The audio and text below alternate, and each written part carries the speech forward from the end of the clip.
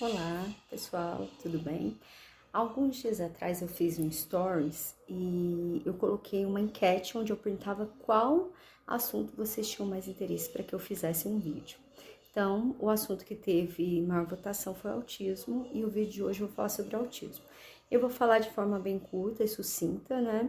Depois eu posso ir, porque o autismo ele é um tema bastante complexo, eu posso depois ir fazendo outros vídeos e aí fazendo por partes sobre o autismo. Então hoje é um geralzão do autismo. O que é o autismo? O autismo é o transtorno do espectro autista. Ele vai ser um transtorno de neurodesenvolvimento, né? E esses indivíduos, eles vão ter algumas estruturas do cérebro que vão ser diferentes de indivíduos neurotípicos. Esses indivíduos eles já nascem com autismo, então ao contrário do que algumas pessoas perguntam, ficar muito em tela, comer tal coisa, tomar tal remédio desenvolve autismo. O autismo, segundo as pesquisas, está relacionado a condições genéticas. Esse indivíduo ele já nasce com autismo, então pode estar associado a questões que vêm do pai e da mãe, né? Mas não necessariamente a mãe ou o pai tem que ter tido algum comportamento que desencadeasse esse autismo, mas condições genéticas. E esses indivíduos, eles vão, né, enxergar o mundo e interagir com esse mundo de forma diferente das pessoas neurotípicas. E aí, por isso, muita gente diz, fulano não tem cara de autista, porque autista não tem cara. Autista tem a ver com questões comportamentais. E esses indivíduos, eles vão ser muito diferentes entre si, porque a gente diz que é um espectro. Se é um espectro, você tem muitas características diferentes aí do indivíduo. Então, falar, todo autista é assim, não é legal. Tratar na escola todo autista com a mesma estratégia, não é legal. Então, e muitas vezes não vai dar resultado, né? Muitas vezes, não, na maioria das vezes, porque apesar de ter um laudo, um diagnóstico, a pessoa ela vem antes desse diagnóstico. Cada pessoa é um mundo, cada pessoa é diferente. Por isso a gente fala que é um espectro, porque existem muitas características diferentes. E existem 3 critérios para que se feche o autismo, né? Então o médico ele vai avaliar, o médico e o neuropsicólogo, são profissionais que estão, o médico neuropediatra ou psiquiatra e o neuropsicólogo são os profissionais que vão estar diretamente envolvidos nesse diagnóstico. Então, eles vão avaliar se esse indivíduo ele tem um prejuízo na comunicação, se ele tem prejuízo na interação social e se ele tem comportamentos restritivos. Então, essas 3 características vão servir como parâmetro para que se feche o diagnóstico de autismo, além de muitas outras que vão aparecer, mas precisa ter essas 3. Os autistas, atualmente, eles são classificados em nível de suporte, nível 1, nível 2 e nível 3. Até pouco tempo atrás a gente falava grau, fulano é grau 1 de autismo, grau 2, é grau 3, né? Isso tinha a ver com as dificuldades e com as habilidades que esses indivíduos não tinham desenvolvido. Então, o nível de suporte, ele vai ter a ver com a necessidade que esse indivíduo tem de suporte para executar a atividade de vida diária. Então, e outras atividades também. Então, por exemplo, o nível 1 vão ser indivíduos que eles vão ter uma menor necessidade de suporte para fazer atividades do dia a dia, na escola, no trabalho. Mas esses indivíduos, muitas vezes, lá na infância, eles tiveram muita dificuldade, né? Dificuldade em comer, para aprender as habilidades básicas de higiene, por exemplo. O nível 2 de suporte, ele precisa de um suporte maior para as atividades de vida diária, para atividade de escola, às vezes até uma atividade profissional. E o nível 3 de suporte é aquele que precisa de um suporte substancial para a vida dele. Muitos indivíduos nível 3 são indivíduos que não são verbais, né? Não quer dizer que todos os indivíduos do nível 3 de suporte, eles não vão ser verbais, muitos desenvolvem a fala, mas têm dificuldade de comunicação, e aí vão ter algumas características do autismo mais acentuadas, né? Quais são as características no autismo? Que elas são características muito comuns, vão aparecer em muitos indivíduos. O hiperfoco, Então, tanto o indivíduo do nível 1, nível 2, nível 3 de suporte pode ter hiperfoco.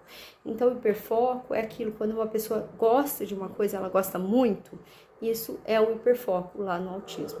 Então, por exemplo, uma criança que ela gosta de dinossauro, tudo dela tem que ser de dinossauro, ela vai querer uma roupa de dinossauro, um brinquedo de dinossauro, filme de dinossauro, até para comer, se fizer um dinossauro, ela vai querer comer. Uma pessoa que gosta muito de vermelho, então ela vai querer tudo vermelho. Então, nível 1 de suporte costumam ser pessoas que eles gostam muito de determinado assunto e eles acabam virando até um especialista nesse assunto. Então, em outro momento, eu posso falar de um livro que eu li, que ele fala de personalidades importantes, como, por exemplo, o Tim Burton, que ele é autista e ele tem hiperfoco, e aí por isso ele virou esse baita diretor de cinema. A rigidez cognitiva são aquelas pessoas que elas têm muita dificuldade de mudar o pensamento. Porque, por exemplo, você marca com um amigo. Marquei de me encontrar com uma amiga e organizei toda a minha agenda, desmarquei alguns compromissos, então amanhã a gente vai sair. Para as pessoas que são neurotípicas, se essa amiga ligar em cima da hora e falar, olha, aconteceu um problema aqui, eu não vou. Essas pessoas, vou ficar triste, mas olha, vamos marcar outro dia. Uma pessoa que ela tem essa rigidez cognitiva, que ela não acontece só no autismo, né? Existem outras neurodivergências que têm rigidez cognitiva, e em outros momentos eu posso falar também. Mas aí a rigidez cognitiva vai fazer com que a pessoa fique desesperada, fique nervosa, fique frustrada, fique chateada, e muitos entram em crise. E aí, o que acontece? Essa rigidez cognitiva lá na criança é onde ela vai ter um impacto muito maior, porque a criança ela não tem autorregulação emocional, então ela não consegue lidar com a frustração. Então, por isso, muitas crianças entram em crise quando se sentem frustradas, vão ter intolerância à frustração. Padrões restritivos, então no autismo é muito comum, né? Todo mundo fazer, as pessoas autistas, né? Crianças, adultos, querendo fazer tudo sempre da mesma forma, ter o que a gente chama de manias. Então fala assim, nossa, fulano tem mania, tudo dele tem que ser assim. Mas às vezes é padrão restritivo que tem a ver com autismo. E aí nesses indivíduos nível 1 de suporte, às vezes eles passam a vida toda sem um diagnóstico, mas as pessoas elas percebem as características, hiperfoco, rigidez cognitiva, padrão restritivo, seletividade alimentar. Então a seletividade alimentar em crianças é onde ela tem um impacto maior, porque essa criança não vai aceitar qualquer alimento. Isso tem a ver com, às vezes, com a aparência, com o cheiro, com a textura desse alimento. A dificuldade de autorregulação que eu falei aqui, né? Então é muito comum nos autistas, e na criança ela é um pouco maior. E disfunção sensorial. A disfunção sensorial tem a ver como que essa pessoa ela sente as coisas, como que ela sente cheiro, como que ela sente, né, como que é o tato, como que é a visão. Então tem crianças que elas entram em crise por causa de muita luz, muito barulho. Então muitas crianças precisam ter